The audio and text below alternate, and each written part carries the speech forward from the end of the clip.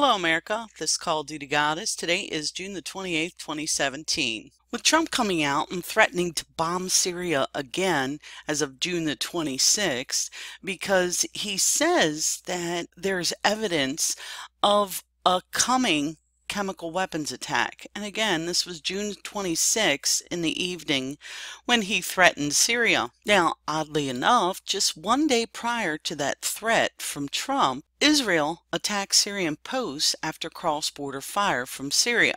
Let's check out the war map and see what's going on here.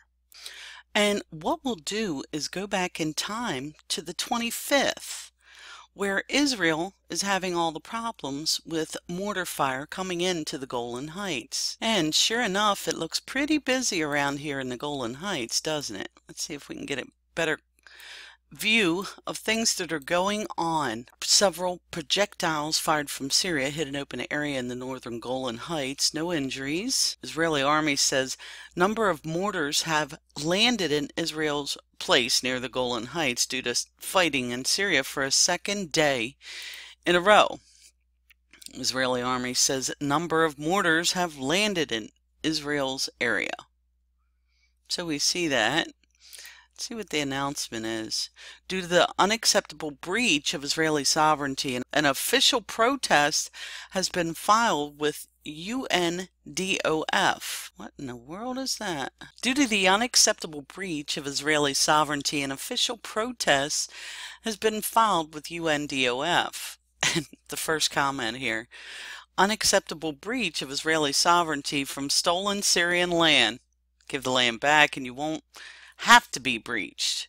And we're back at the map and see if we can find out some more information about what happened before Trump gave that warning to Assad again.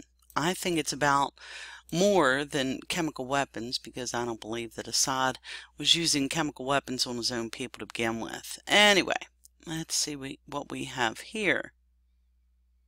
Israeli aircraft targeted 2 Syrian tanks and other Syrian army sites. Israeli army says it hit a number of Syrian government positions, including tanks, in return for errant rocket fire which struck Israel earlier. And remember, just a week prior to this happening on the 25th with the Golan Heights, the US FA-18 shot down the Syrian jet Su-22.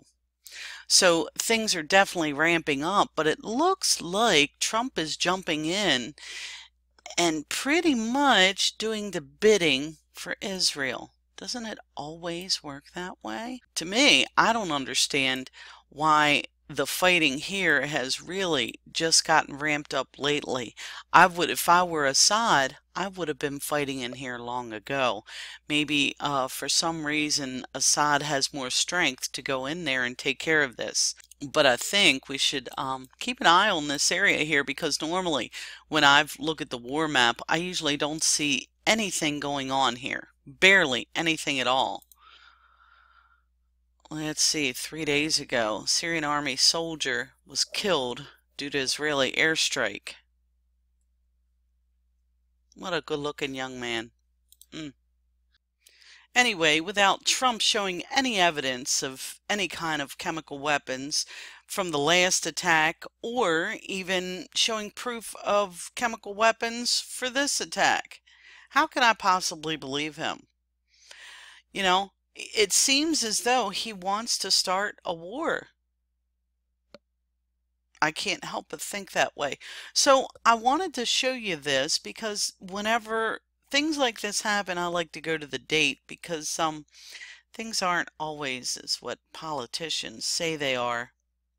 Anyway, wanted to give you a heads up on that and let you know that I don't believe Putin, Assad, any of them are innocent in all this. I believe they're all following the plan. This is Call of Duty Goddess signing off, and as always, I've got your 6.